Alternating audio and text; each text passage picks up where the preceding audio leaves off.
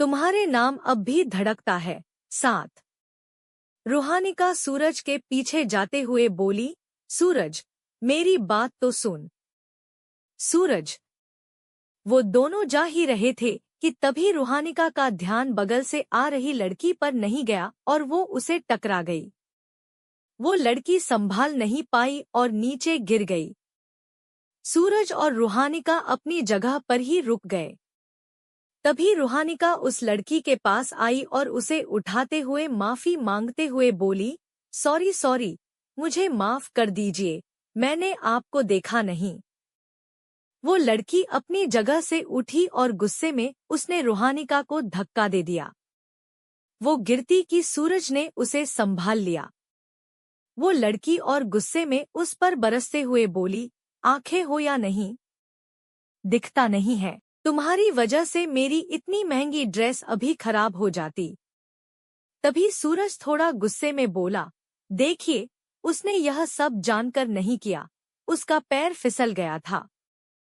तभी वो लड़की रूहानिका को देखते हुए बोली, मैं इन जैसी सड़क छाप लड़कियों को अच्छे से जानती हूँ।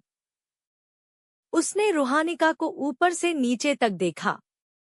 रूहानिका ने एक सिंपल सा सूट पहना था। तभी वो लड़की रूहानिका को देखते हुए बोली, खुद का तो कोई फैशन सेंस होता नहीं है इन बहन जी को। तभी दो और लड़कियां भी आ जाती हैं। उनमें से एक लड़की भागते हुए उस लड़की के पास आकर बोली, टिया, क्या हुआ? तभी टिया उस लड़की की तरफ देखकर बोली, देख न, इस बहन जी ने मुझे नीचे गिरा दिया और मेरी ड्रेस भी खराब कर दी। तभी वो लड़की रूहानिका को देखते हुए बोली, आंखें हो तो जरा इस्तेमाल किया करो, नहीं दिखता तो जाकर इलाज करवाओ। तभी रूहानिका बोली, देखिए, मैंने यह सब जानबूझकर नहीं किया, वो तो बस मेरा पैर फिसल गया था। तभी दूसरी लड़की ने टिया की तरफ देखकर कहा, अरे छोड़ न, टिया, लगता है नहीं है, इसलिए शायद तुझे नहीं जानती और अपना टाइम वेस्ट कर रही है। अब यह सब सूरज से बर्दाश्त नहीं हुआ। उसने गुस्से से बोला, दिख नहीं रहा है, वो कब से सॉरी बोल रही है, और वैसे भी हल्का सा धक्का लगा था, इसमें इतना ओवररिएक्ट क्यों कर रही हो? तभी टिया बोली, ओह, तो तुम्हें लगता है मैं ओवररिएक्ट कर रही हूँ? जानते भी हो मैं कौन हूँ और मेरे डैड कौन है। अगर मैंने तुम दोनों की कंप्लेन कर दी ना, तो 2 सेकंड नहीं लगेंगे तुम्हें इस कॉलेज से निकलवाने में।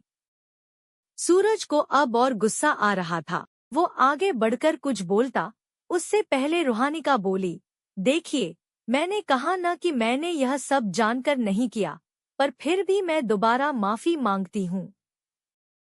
सूरज रूहानिका को कुछ बोलता, उससे पहले रूहानिका शांत रहने का इशारा करती है। तभी दूसरी लड़की बोली, अरे छोड़, टिया, फालतू का क्या टाइम वेस्ट कर रही है?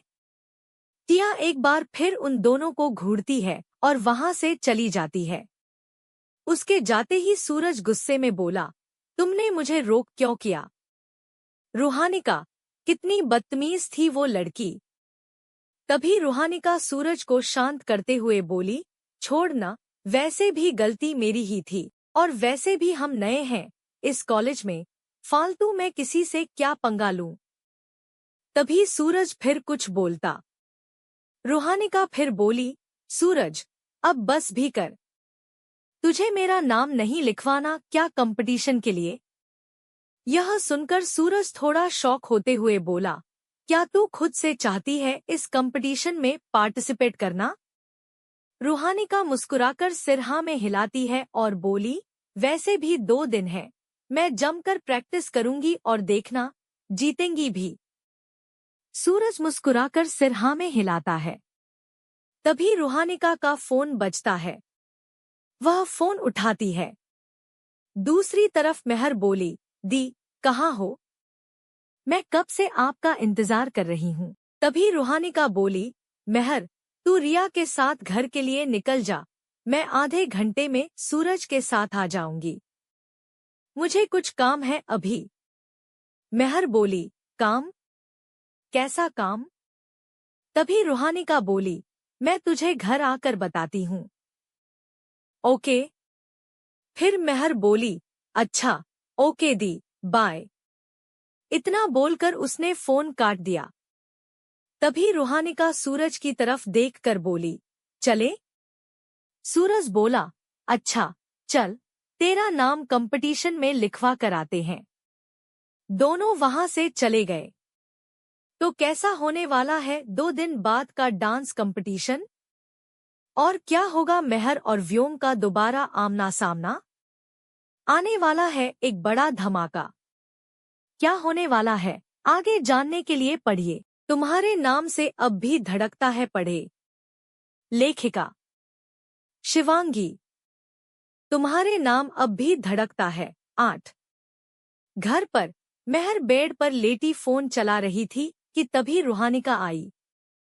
रूहानिका को देखकर मेहर ने उससे पूछा, दी, क्या काम था आपको? यह सुनकर रूहानिका उसकी तरफ देखकर बोली, मैंने डांस कंपटीशन में पार्टिसिपेट लिया है। यह सुनकर मेहर उठकर बैठ गई और बोली, क्या सच?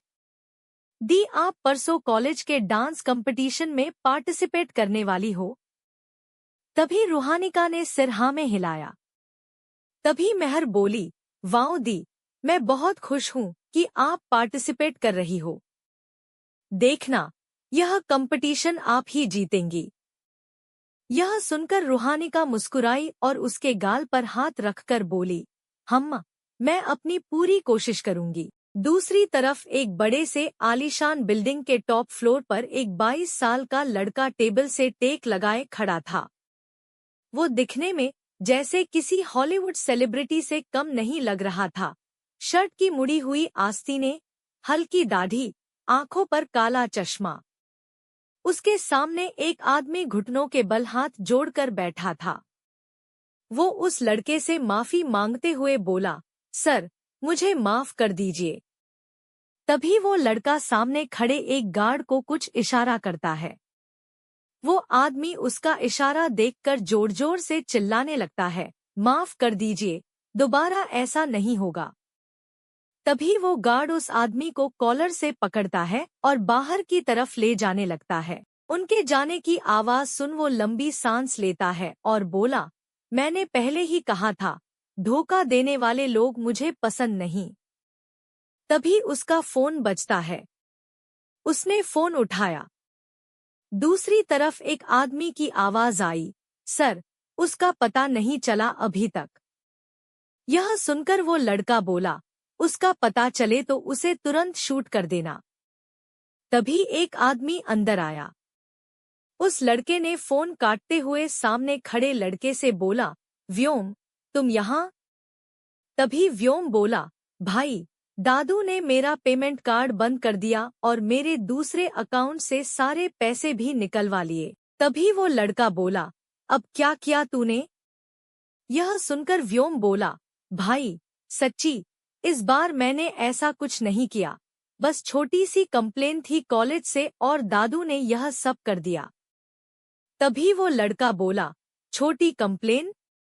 व्योम थोड़ा हकलाते हुए बोला, हाँ हाँ हाँ भाई, बस छोटी सी कंप्लेन थी और दादू ने मेरे साथ यह किया। और आप जानते हो, आज मुझ पर कितना चिल्लाए, मेरा तो सर दर्द हो गया। तभी वो लड़का बोला, अच्छा, तो तू क्या चाहता है? मैं क्या करूं? तभी व्योम जल्दी से खुश होकर बोला, भाई, अपना कार्ड दे दीजिए। इन सब की वजह से मेरे सर में दर्द हो गया है। मुझे थोड़ा चिल करने की जरूरत है। यह सुनकर वो लड़का व्योम से बोला, अच्छा, तुझे चिल करना है। तभी वहां किसी की आवाज आई, नहीं रियांश, इसकी बातों में मत आना। पक्का इसी ने कुछ किया होगा। यह सुनकर व्योम ने उस तरफ देखा। कौन है वो आदमी और कैसा होने वाला है डांस कंपटीशन? जानने के लिए पढ़िए तुम्हारे नाम से अब भी धड़कता है पढ़े। अगर आपको मेरी कहानियां पसंद आए तो प्लीज मेरी और कहानियां भी पढ़े। लेखिका शिवांगी। अगर आपको मेरी कहानियां पसंद आए तो प्लीज फॉलो, शेयर और कमेंट करें। और अपना फीडबैक भी दें। शुक्रिया पढ़ने के लिए। अगला भाग जल्द आएगा।